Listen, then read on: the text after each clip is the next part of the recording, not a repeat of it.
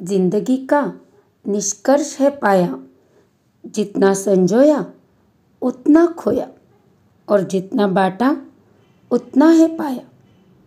श्रीकृष्ण आणि अर्जुन बोलत असताना एकदा अर्जुन म्हणाले की श्रीकृष्णा, तुम्ही तर स्वतःला परमेश्वर म्हणता आणि सगळी लेकरं मला सारखी आहेत असं म्हणता, पण तुमची न्यायव्यवस्था काही बरोबर नाही.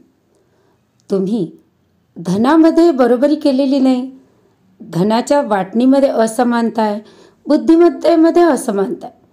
तुम्ही सगळ्यांना समानतेने दिलेलं नाही आहे. श्रीकृष्ण म्हणे, अरे असं नाही आहे, मी प्रत्येकाला समसमानच देतो, पण व्यक्ती आपल्या वागणुकीने वेगवेगळे असमान वाटे करून घेतात. पण अर्जुनाला काही ते पटेना. तेव्हा श्रीकृष्ण म्हणाले की तू एक दिवस माझ्यासोबतच राहा आणि मग मला सांग की मी करतोय तो न्याय व्यवस्थित आहे की नाही. एक दिवस अर्जुन मग श्रीकृष्णांबरोबरच थांबले.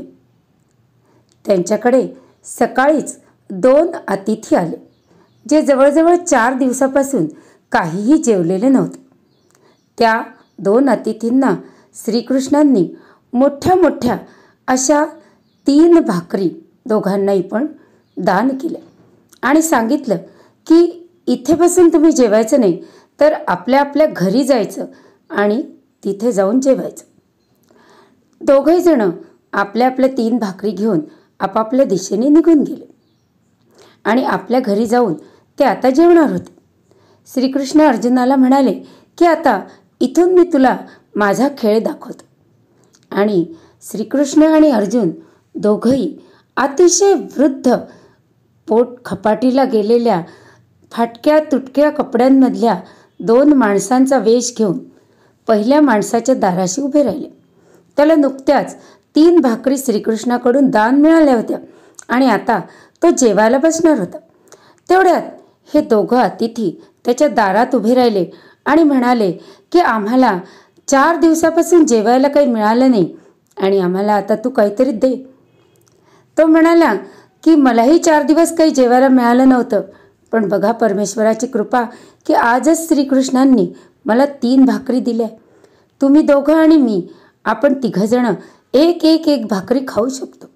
असं म्हणून त्यांनी त्या 2 अतिथींना घरात बोलवलं. दोघांना पत्रावळीवर एक भाकरी दिली आणि 1 भाकरी घेऊन स्वतः जेवायला बसला. तेवढ्यात दारातून एक कुत्रा आला आणि त्यांनी या दोघांच्या भाकरीवर झडप घालायला सुरुवात केली.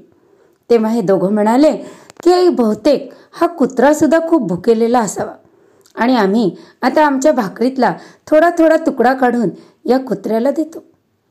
तेव्हा तो मनुष्य म्हणाला की नाही, या घरी आता तुम्ही अतिथी म्हणून आले आणि मी यजमान आहे, त्यामुळे हा कुत्राही माझाच अतिथी आहे. आणि म्हणून त्यांनी स्वतःच्या मिळालेल्या भाकरीतली अर्धी भाकरी काढून कुत्र्यासमोर टाकली. कुत्रा झोपडीच्या बाहेर ती भाकरी खात थांबलेला होता. आता राहिलेली अर्धी भाकरी घेऊन हा मनुष्य जेवायला बसणार. तेवढ्यात एक कावळा कुत्र्याच्या तोंडातल्या भाकरीवर तुटून पडत होता. तो कुत्र्याला त्रास देत होता आणि ती भाकरी हिसकावून घेतो की काय अशी परिस्थिती निर्माण झाली. तेव्हा हे दोघं म्हणाले की हा कावळासुद्धा भुकेला दिसतोय. तेव्हा तो मनुष्य म्हणाला की ठीक आहे, या कावळ्याने त्या कुत्र्याच्या तोंडातली भाकरी घेऊ नये, म्हणून त्यांनी स्वतःची जी अर्धी भाकरी होती त्यातलाही चतकोर तुकडा काढून कावळ्यासमोर ठेवला. आता ते 2 अतिथी, कुत्रा, कावळा आणि या माणसाला फक्त चतकोर भाकरी असं खायला मिळालं. सगळेजण जेवले. त्यानंतर श्रीकृष्ण त्या माणसाला म्हणाले की तुम्हाला श्रीकृष्णाने 3 भाकरी दिल्या होत्या. 4 दिवसाचे तुम्ही उपाशी होते, तर सगळ्यांना वाटावं लागलं म्हणून तुम्ही दुःखी आहात का? तर तो म्हणाला की अजिबात नाही, कारण 4 दिवसांनी का होईना मला श्रीकृष्णाच्या प्रसादरूपी भाकरी मिळाली होती. आणि त्याचबरोबर तुम्ही 2 अतिथी, एक कुत्रा, एक कावळा, इतक्या अतिथींचं पोट भरण्याचं समाधानही मला मिळालं. म्हणजे श्रीकृष्णाचा प्रसाद आणि इतक्या अतिथींना पोट भरण्याचं समाधान, या 2 गोष्टी मला मिळालेल्या आहेत. आता वेळ होती दुसऱ्या माणसाची. पुन्हा श्रीकृष्ण आणि अर्जुन तसंच दरिद्राचं रूप घेऊन त्या माणसाच्या दारात उभे राहिले आणि म्हणाले की 4 दिवसापासून आम्हाला खायला काही मिळालं नाही, आता तू आम्हाला काहीतरी खायला दे. तेव्हा तो मनुष्य म्हणाला की मला सुद्धा 4 दिवसापासून काहीच जेवायला मिळालं नाही आणि मी कष्ट करून श्रीकृष्णाच्या दाराशी जाऊन भीक मागून या 3 भाकरी आता आणलेल्या आहेत 4 दिवसांनी. त्यातल्या मी आता तुम्हाला देऊ शकत नाही, पण ठीक आहे, तुम्ही आता फारच उपाशी आहे तर देतो. म्हणून त्यांनी आपल्या भाकरींमधली अर्धी भाकरी काढली आणि चतकोर भाकरी त्या दोघांना पत्रावळीवर दिली आणि त्यांच्यासमोर ठेवली. आणि 2.5 भाकरी घेऊन आपण जेवायला बसला. तेवढ्यात कुत्रा आला आणि त्या दोघांच्या तुकड्यावर झडप घालायला लागला. तेव्हा या माणसाने झोपडीचा दरवाजा बंद करून टाकला आणि म्हणाला की आता तो कुत्रा जाणे, तुम्ही जाणे आणि तुमचं नशीब जाणे, मी आता जेवायला बसणार आहे, कारण तुम्ही तर काहीच केलेलं नाही. तेवढ्यात झरोक्यातून एक कावळा आतमध्ये आला आणि तो त्या भाकरींवर झडप घालायला लागला. आता कावळा हकलायसाठी त्यांनी दरवाजा उघडला आणि कावळ्याला बाहेर हकलायच्या नादामध्ये त्या कुत्र्याने त्या राहिलेल्या 2.5 भाकरी तोंडात घेतल्या आणि तो त्या भाकरी घेऊन धावत सुटला. कुत्रा भाकरी घेऊन धावत सुटला, त्याच्या पाठीमागे हा लागला आणि वरतून कावळाही झेप मारत होता. त्या परिस्थितीत कुत्रा पुढे पुढे पुढे पुढे पळत जात होता आणि या माणसाच्या धाकाने त्यांनी त्या 2.5 भाकरी एका गटारामध्ये टाकून दिल्या आणि कुत्रा पुढे निघून गेला. कावळाही उडून गेला. पण आता गटारात पडलेल्या भाकरी तो खायला कसा घेणार? म्हणजे त्याला एक चतकोरही भाकरी मिळाली नाही. तो चडफडाट करत घरी परत आला आणि त्या दोघांना म्हणाला की तुमचं तोंड बघितलं आणि बघा, श्रीकृष्णाने मला एवढ्या 3 भाकरी दिल्या होत्या, पण एक दाणाही माझ्या तोंडात पडला नाही.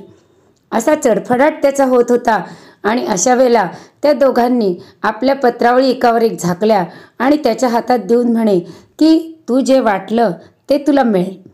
आधीच्याही माणसाला त्यांनी आपल्या त्या पत्रावळी एकावर एक झाकून दिल्या होत्या. आधीच्या माणसाने जेव्हा त्या पत्रावळी उघडून बघितल्या तेव्हा त्याला 3 भाकरी सोन्याच्या झालेल्या मिळाल्या आणि या माणसाने जेव्हा त्या पत्रावळी उघडून बघितल्या तेव्हा त्याच्यामध्ये फक्त अर्धी भाकरी सोन्याची होती, कारण तेवढीच त्यांनी दान केली होती. श्रीकृष्ण म्हणाले की बघ अर्जुना, मी दोघांनाही 3 भाकरी दिल्या होत्या, पण दोघांपैकी पहिल्याने समाधानही मिळवलं, प्रसाद म्हणून चतकोर भाकरीही ग्रहण केली आणि पुढच्या आयुष्यासाठी संपत्तीही मिळवली आणि दुसऱ्याने मात्र चडफडाट केला, त्यामुळे त्याला स्वतःलाही खायला काही मिळालं नाही, त्यांनी दुसऱ्यांनाही काही मिळू दिलं नाही आणि त्याच्या भविष्यासाठी त्याला काही विशेष असं मिळालंही नाही. म्हणजे जो समाधानाने वाटतो, जितना संजोया उतना खोया और जितना बाटा उतना है पाया. धन्यवाद.